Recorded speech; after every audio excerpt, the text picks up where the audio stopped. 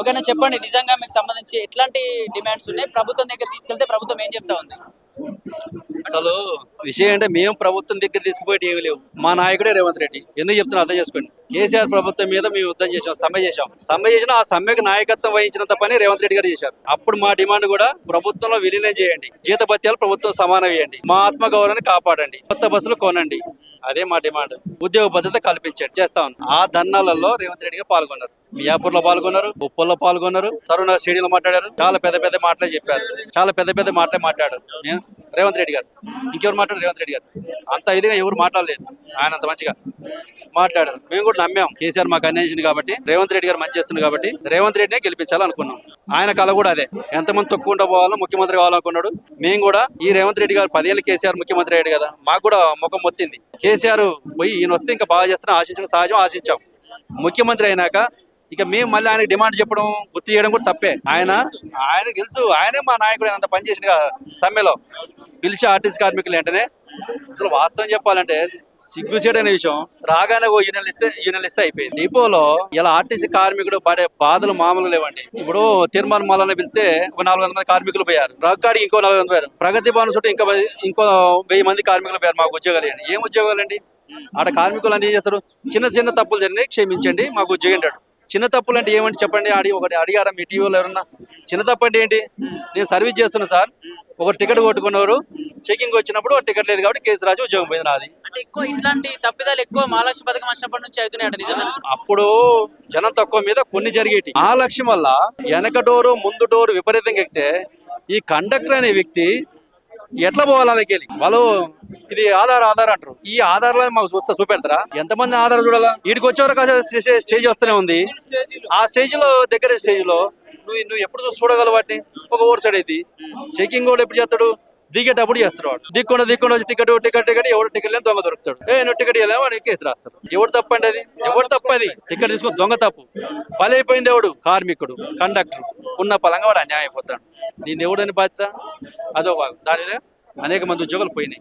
ఇవాళ డ్యూటీ చేసేవాళ్ళు బలైపోయారు. ఈ మహాలక్ష్మి పథకంలో వచ్చినటువంటి సాఫ్ట్వేర్ వల్ల ఎందరో బాగా కష్టపడే కండక్టర్లు కూడా ఒత్తిడికి లోనైపోయి ఏం జరుగుతుందో తెలియని పరిస్థితిలో వాళ్ళ జీవితాలను నాశనమై రిమూవ్ అయిపోయిన వాళ్ళని కూడా పట్టించుకోలేని పరిస్థితి యాజమాన్యానికి ఉంది, ప్రభుత్వానికి కూడా ఉంది. చాలా మంది కండక్టర్లు, డ్రైవర్లు ఆ సాఫ్ట్వేర్ అర్థం కాక, ఆ బస్సులకు వచ్చిన సాఫ్ట్వేర్ అర్థం కాక, వాళ్ళు చదువుకున్న చదువుల్లో మేము చేయలేమంటే ఎందుకు చేయలేమని నిరంకుశంగా ఇట్లా జరుగుతుంటే మేము బాధపడుతున్నాం. రేవంత్ రెడ్డి గారి మీద ఎంతో ప్రేమతో, అభిమానంతో తీసుకొచ్చినటువంటి వ్యక్తి ఈ విధంగా చేస్తాడా అనే ఒక అభిమానంలో కూడా మేము తిరగబడే పరిస్థితి వచ్చిందంటే అర్థం చేసుకోండి. ఇవాళ ఈ ఉద్యమానికి కారణం ఏంటంటే ఖచ్చితంగా కార్మికులు చాలా వేధిస్తున్నారు, వేదన పడుతున్నారు. దానికి ముఖ్యమైన కారణం ఎవరంటే ఇద్దరు. ఒకళ్ళు పొన్నం ప్రభాకర్ గారు మంత్రి అయితే, 2 అతి విధిగా పోతున్నటువంటి మన ఎండి గారు అని చెప్పాల్సిన దాంట్లో అనుమానమే లేదు. వీళ్ళ ఇద్దరి దాంట్లో రేవంత్ రెడ్డి గారు ఉన్న పరిస్థితుల్లో అర్థం చేసుకోలేకపోతున్నారు. అతను కూడా అతని ప్రభుత్వాన్ని నిలబెట్టుకోవాలన్న ఉద్దేశంతో కార్మికుల్ని ఈ విధంగా అన్ని తెలుసు కూడా వదిలేస్తున్నాడు. మాకు అర్థం కావట్లేదు. ఇకనైనా రేవంత్ రెడ్డి గారు స్పందించకపోతే రేపు జరిగే పరిణామాలన్నీ, ఆర్టీసీ ఇంతగా కష్టపడి ఎంతో ఉన్నతిగా తీసుకొచ్చినటువంటి మా మహిళా కండక్టర్లు, డ్రైవర్లు, మెకానికులు, ఇంకా మిగతా సోదరులు, చనిపోయిన పిల్లలు కూడా చాలా కష్టపడి పనిచేస్తున్నారు. వాళ్ళకి ఇచ్చిన విధానం కూడా తప్పు. ఆ రిక్రూట్మెంట్ చాలా హీనంగా ఉంది. ఇలా జరుగుతుందని మేము ఊహించలేదు. అభిమానులు కూడా మేము చాలా బాధపడుతున్నాం. దీన్ని సవరించుకోవాలని ప్రభుత్వానికి, యాజమాన్యానికి, మిగతా సిబ్బంది అందరికీ నేను మీ ముఖంగా తెలియజేస్తున్నాను. ముఖ్యంగా చెప్పాల్సిన విషయం ఏంటంటే, రేవంత్ రెడ్డి గారు ముక్కు కోసినా మొదటోటి అనే విధంగా తీసుకురాబోకండి. ఎందుకంటే కేసీఆర్ గారు 44 ఇచ్చాడు. ఆర్టీసీ కార్మికు 10 రూపాయలు కనపడ్డాయి ఆ రోజున. తర్వాత 5 ఇచ్చాడు. సమ్మె ఫెయిల్యూర్ అయినప్పుడు కూడా 52 జీతం పువ్వులో పెట్టి ఆర్టీసీ కార్మిక వర్గాన్ని ఆదుకున్నాడు. జీతాలు మొత్తం ఇచ్చాడు. లాస్ అయిపోయి కాలే, ఇంక్రిమెంట్ పోలే. అందరికి ఓకే. ఆయన చేసిన ఒకే ఒక తప్పు, యూనియన్లను 2 సంవత్సరాలు పక్కన పెట్టి ఎన్నికలు జరపడం వల్ల కార్మిక వర్గం మొత్తం దీని అంతటి కారణం కేసీఆర్ అనే భ్రమంలో వ్యతిరేకత ఉన్నారు. ఈ రోజు వరకు కూడా అదే వ్యతిరేకత ఉన్నారు. ఇంకా 10 సంవత్సరాలకు కూడా వ్యతిరేకత ఉండే అవకాశం ఉంది. కానీ ఏంటంటే మీరు దృష్టిలో పెట్టుకొని కార్మికులకు మంచి చేయి. ముఖ్యంగా ఆర్టీసీకి కొంత ఫండ్ కేటాయించు. ముందు రిటైర్ ఏడిపోకండి. లివ్ ఇన్ క్యాష్ లేదు. అంటే బెనిఫిట్స్ ఇవ్వరు. అర్ధంతరంగా రోడ్డు పాలు చేస్తుంది. ఆడెట బతకాలండి ముఖ్యమంత్రి గారు? ఈసారి డిపో మేనేజర్ ఆఫీస్ లో పనిచేసే సార్, ఈ సార్ సూపరింటెండెంట్ సార్. నేను డ్రైవర్ గా పనిచేసిన, నేను అవసరం స్కూల్ బస్సు లారీ తోలుకుంటే 10 రూపాయలు అవుతాయి. ఓ సూపరింటెండెంట్ గా పనిచేసిన సారు నేను రిటైర్మెంట్ అయి 3 సంవత్సరాలు అయిపోయింది. ఇప్పటిదాకా లీవ్ ఎన్కాష్మెంట్ లేదు, ఇప్పటిదాకా పే స్కేల్ లేదు. మేము పనిచేసేటప్పుడు పే స్కేల్ ఇవ్వాలి కదా, పే స్కేల్ లేదు. రిటైర్మెంట్ లీవ్ ఎన్కాష్మెంట్ ఇవ్వమంటే ఇవాళ రేపు అని 3 సంవత్సరాలు కాలయాపన చేసిరు.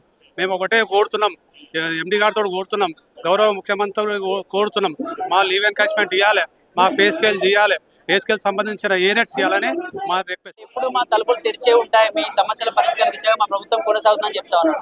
మరి ఆయన కలిసే ప్రయత్నం చేసిరా, ఆయన ఏం చెప్తున్నాడు? ఇప్పుడు మేము సమ్మెకు వెళ్ళడానికి ఉద్దేశంతో కాకుండా మా సమస్యలు వింటారని పలు దఫాల్లో మీకు నోటీసులు ఇవ్వడం జరిగింది. జేఏసీ తరఫున పోరాటాలు కూడా చేసినాం, నోటీసులు ఇచ్చాం, యాజమాన్యానికి ప్రభుత్వానికి కూడా ఇచ్చినాం. కానీ ఈ రోజు వరకు కూడా మాకు ఎటువంటి సమాచారం కూడా ఇవ్వలేదు. నిన్న మీడియా సాక్షిగా మా తలుపులు తెరిచే ఉంటాయని అన్నారు, కానీ ఇప్పుడు నోటీసులు ఇచ్చిన తర్వాత పిలిచి అవకాశం వాళ్ళు ఇవ్వాలా లేదా? ఆల్రెడీ మేము నోటీస్ ఇచ్చినాం కదా, నోటీస్ ఇచ్చిన తర్వాత మీరు పిలిస్తే మేము వెళ్తాం. మేము ఇప్పటికైనా వెళ్ళడానికి సిద్ధంగా ఉన్నాం. సమ్మె చేయడం అనేది మా ఉద్దేశం కాదు. మా సమస్యలు వింటారనే ఉద్దేశంతోనే ఈ రోజు వరకు 18 నెలల వరకు ఓపికతోనే ఉండి మీ గవర్నమెంట్ కూడా మేము అవకాశం ఇచ్చినాం. ఈ రోజు వరకు పిలవలేదు, పిలిస్తే మేము ఖచ్చితంగా మీ చర్చలకు వెళ్ళడానికి సిద్ధంగా ఉన్నాం. రేవంత్ రెడ్డి ఏం చెప్తున్నాడు? కొంచెం ఆలోచించండి, ఆలోచించి నిర్ణయం తీసుకోండి, త్వరలో మీకు ఖచ్చితంగా మీకు సంబంధించిన డిమాండ్స్ అన్ని నెరవేర్చాం. ఆర్థికంగా ప్రభుత్వంలో ఆర్థికంగా పరిస్థితి బాగాలేదని చెప్తా ఉన్నాడు. అవును, ఇప్పుడు కాంగ్రెస్ గవర్నమెంట్ వచ్చిన తర్వాత మహాలక్ష్మి పథకం పెట్టారు. మహాలక్ష్మి పథకం ద్వారా నెలకు 300 కోట్లు ప్రభుత్వం ఆర్టీసీకి ఇస్తుంది. మేము కూడా కొన్ని టికెట్ రూపంలో కొన్ని ఆదాయం సంపాదించుకుంటాం. మరి మా ఎండి గారు కానీ ప్రభుత్వం కానీ ఆల్రెడీ ఆర్టీసీ లాభాల్లో ఉంటుందని చెప్తున్నారు కదా, మీ మీడియా సాక్ష్యంగా చెప్తున్నారు కదా, ఆర్టీసీ లాభాల్లో ఉంది కదా. మరి లాభాలు ఉన్నాక ఆర్థికంగా ఏమి ఇబ్బందులు ఉన్నాయి? మీరు మహాలక్ష్మి సంబంధించిన అమౌంట్ ప్రతి నెల ఇస్తున్నారా, ఇవ్వట్లేదా? ఇప్పుడు ఆల్రెడీ చెక్ రూపంలో రేవంత్ రెడ్డి గారు ఒక మీటింగ్ లో కూడా 2400 కోట్లు 2300 కోట్లు ఆల్రెడీ చూపించారు. మరి ఆ డబ్బులు ఏమైనాయి? మరి అవన్నీ డబ్బులు ఉన్నాక ఆర్థికంగా ఎందుకు ఇబ్బందులు ఉన్నాయి? ఏ గవర్నమెంట్ వచ్చినా మాకు ఇదే సమస్య. ఆర్థికంగా ఇబ్బంది ఉంది, ఆర్థికంగా ఇబ్బంది. మేము 24 గంటలు పని చేస్తున్నాం. ఈ ఏదైతే ఆర్టీసీకి నష్టాలకు సంబంధించిన ఆర్టీసీ కార్మికులు కారకులా? మేము కారకులు కాదు. మా ఉద్యోగం ఖచ్చితంగా ఏ డిపార్ట్మెంట్ లో కూడా 8 గంటల కంటే ఎక్కువ కష్టపడే ఉద్యోగులు ఎవరు లేరు. కేవలం ఆర్టీసీ కార్మికులు మాత్రమే 8 గంటల కంటే 14 గంటలు 12 గంటలు మేము కష్టపడుతున్నాం. కాబట్టి మా సమస్యలు మీరు వింటారనే ఉద్దేశంతోనే మేము ఓపికతోనే 18 నెలల దఫాలుగా మీకు నోటీస్ ఇవ్వడం జరిగింది. అయినా మా సమస్య ఇంతవరకు వినలేదు. అంటే ఏదైతే మహాలక్ష్మి పథకం ఉందో, ఆ పథకం వచ్చినప్పటి నుంచి చాలా మంది ఆర్టీసీ డ్రైవర్స్ కావచ్చు, కండక్టర్ కావచ్చు, చాలా మందిని తీసేశారు జాబ్ నుంచి కూడా చెప్తాను. నిజమేనా? వాస్తవం అండి. ఎందుకంటే యాక్చువల్ గా ఒక బస్సు కెపాసిటీ 40 సీట్లు ఉంటాయి, డిస్టిక్లలో 60 సీట్లు ఉంటాయి. కానీ అంతకంటే రెట్టింపు దాదాపు 100, 120, 140 కంటే ఎక్కువ కెపాసిటీతో మేము ప్రజలకు సౌకర్యం చేస్తున్నాం. ఎందుకంటే ఇప్పుడు రాష్ట్ర ప్రభుత్వం ఒక ప్రతిష్టాత్మక 6 గ్యారంటీలో భాగంగా మహాలక్ష్మి పథకం పెట్టింది. ఆ పథకం ఇప్పుడు 6 గ్యారంటీలో 100% అమలు అవుతున్న పథకం ఏదైతే ఉందంటే ఒక మహాలక్ష్మి పథకం మాత్రమే. దానికి ఖచ్చితంగా గవర్నమెంట్ కు మంచి పేరు తీసుకొచ్చే ఉద్దేశంతో కృషి చేస్తున్న ఏకైక గ్యారంటీలో మా కృషి ఖచ్చితంగా ఉన్నది. ఏదైతే ఇప్పుడు సమస్యలు అంటే ఇప్పుడు 120 మందిలో కొందరికి టికెట్ ఇవ్వలేక ప్రాబ్లం అవుతుంది. మా టిమి మిషన్ లో ఇప్పుడు మహాలక్ష్మి టికెట్ అవుతుంటే క్యాష్ టికెట్ వస్తుంది, క్యాష్ టికెట్ అవుతుంటే మహాలక్ష్మి టికెట్ వస్తుంది. ఒక్కోసారి మాకు తెలియకుండా పొరపాటు జరుగుతాయి. ఆ సంగతి మేనేజ్మెంట్ కూడా తెలుసు, కానీ వాళ్ళు ఏకపక్షంగా కఠినంగా వ్యవహరిస్తూ మా ఉద్యోగాలను తొలగిస్తారు. మళ్ళా ఈ బస్సులలో అధిక లోడ్ వల్ల జగిత్యాల కొండగట్లో ఎటువంటి ప్రమాదం జరిగిందో ప్రజలందరికీ తెలుసు. లోడ్ వల్ల మాత్రమే బ్రేక్ వేసి కూడా కంట్రోల్ కాక అయిపోయింది. ఇప్పుడు మా సమస్య డ్రైవర్ సోదరులకు కూడా అదే సమస్యలు అవుతున్నాయి. కాబట్టి మీరు అర్థం చేసుకుంటారని చెప్పి మా సమస్యలు వింటారని చెప్పి మేము ఈ రోజు వరకు ఓపికతో ఉన్నాం. నిజంగా విజయవంతం అవుతుంది అనిపిస్తుంది. ఎందుకంటే ప్రభుత్వం ఇంకా ఆగండి అని ఓపికగా ఉంది. ఇంకా ప్రభుత్వం నిజంగా ఈ సమ్మెకు అడ్డుకుంటే పరిస్థితి ఏంటి? నెక్స్ట్ మీ కార్యాచరణ ఎలా ఉండబోతుంది? కార్యాచరణ ఏంటంటే ఇందులో మాకు కొన్ని మా కార్మిక సంఘాలు కొన్ని బయట ఉన్నాయి. వాళ్ళు కొద్దిగా ఏంటంటే అసలు ఇంతవరకు సమ్మెకు నోటీస్ ఇవ్వలేదు, మా జేఏసీలో భాగం కాలేదు. కానీ వాళ్ళు బయట ఉండి సమ్మెను విచ్ఛిన్నం చేద్దామనే ఉద్దేశం చేస్తున్నారు. కానీ కార్మిక లోకం అంతా ఇప్పుడు కడుపు మండి బాధలతో ఉన్నారు. కాబట్టి అటువంటి నాయకులను ఎవరు నమ్మరు. గవర్నమెంట్ ముందుకొచ్చి మా సమస్యలు వింటారని నమ్మకం ఉంది. మేము ఓపికతో ఇప్పటికైనా ఉన్నాం. మాకు సమ్మె చేయడానికి కూడా ఉద్దేశం లేదు, ప్రభుత్వానికి చెడ్డ పేరు తెచ్చే ఉద్దేశం కూడా మాకు లేదు. ఏదైనా కాంగ్రెస్ గవర్నమెంట్ మీద మాకు పూర్తి స్థాయి నమ్మకం ఉంది. కాబట్టి మేము ఈ రోజు వరకు రేపటి వరకైనా ఓపిక ఉంటాం. అమ్మ చెప్పండి, నిజంగా ప్రభుత్వం ఏమో ఆర్థికంగా పరిస్థితి బాగాలేదు, కొంచెం సమయం ఇవ్వండి అని చెప్పి ప్రభుత్వం చెప్తా ఉంది. లేదు మేము ఖచ్చితంగా సమ్మెకి వెళ్తాం, గత ప్రభుత్వం నుంచి మాకు ఇబ్బందులు జరుగుతాయని మీరు అంటారు. మరి నెక్స్ట్ ఏం చెప్తారు? అసలు మేము ప్రభుత్వం రాగానే మేము సమ్మె చేయని అవసరం లేదు, మేము అడగాల్సిన అవసరం లేదు. ప్రభుత్వము ఆర్టీసీని గవర్నమెంట్ లో విలీనం చేస్తుంది అని 100% నమ్మినాం. గత ప్రభుత్వం మోసం చేసింది కాబట్టి ఈ ప్రభుత్వం ఖచ్చితంగా చేస్తుందని మా భుజాల మీద వేసుకొని ప్రభుత్వం రావాలని దేవుళ్ళకు మొక్కినాము, మానసికంగా ప్రచారం చేసినాము. కాంగ్రెస్ పార్టీలో సీఎం క్యాండిడేట్ ఎవరు అని జనాలు అన్నారు మమ్మల్ని. అంటే ఎవరు ఏదైనా కాంగ్రెస్ అధికారంలోకి రావాలి, రేవంత్ రెడ్డి సీఎం, కేసీఆర్ కు తగ్గట్టు కొట్లాడతాడని చెప్పి రేవంత్ రెడ్డిని గెలిపించుకున్నాం. కానీ సంవత్సరంన్నరైనా మమ్మల్ని పట్టించుకోలేదు, మాకు ప్రభుత్వంలో విలీనం చేయలేదు. విలీనం చేయాల ఫస్ట్ డిమాండ్. ప్రైవేట్ బస్సులు వచ్చేసి ఆర్టీసీ అనేది ఇక కొన్ని రోజులు అయితే కనుమరుగు అయిపోతుందండి. ఆ ప్రైవేటు వ్యక్తులు కొనే బస్సులు ఏవో డిపార్ట్మెంటే కొట్టే సబ్సిడీ కూడా మా ఆర్టీసీకే వస్తుంది కదండి, మరి లాభాలకు వచ్చేస్తుంది కదా. ఆ సబ్సిడీ ఏదో బయట ప్రైవేటు వ్యక్తుల జేబుల్లోకి వెళ్ళిపోతుంది కదా. దాన్ని ఉద్దేశించి ఆ ప్రైవేటు వెహికల్లను రద్దు చేయాలి, ఆ కొనేది ఏదో ఆర్టీసీ తరఫునే బస్సులు కొనాలి, రిక్రూట్మెంట్ చేయాలండి తక్షణమే. ఇప్పుడు సమ్మె 7 తారీఖున అంటున్నారు మీరు, 6 తారీఖున ఒక రోజు ఖాళీగా ఉంది. ఆ రోజు నిజంగా ప్రభుత్వం మీ దగ్గరకు వచ్చి చర్చలకు సిద్ధంగా ఉన్నామని చెప్తే మీరు వెళ్తారా? సంబంధించి చర్చలు చేసి మా డిమాండ్లు పరిష్కరిస్తే ఖచ్చితంగా ఊరుకుంటామండి. డిమాండ్లు పరిష్కరించకపోతే తప్పదు, ఖచ్చితంగా సమ్మె చేయాల్సి వస్తుందండి. ఏదైతే మీరు మహాలక్ష్మి పథకం తీసుకొచ్చింది గవర్నమెంట్, మహాలక్ష్మి పథకంలో నిజంగా చాలా మంది జాబ్స్ పోయాయని చెప్పి కూడా చాలా వినిపిస్తా ఉన్నాయి, నిజమేనా? నిజమేనండి.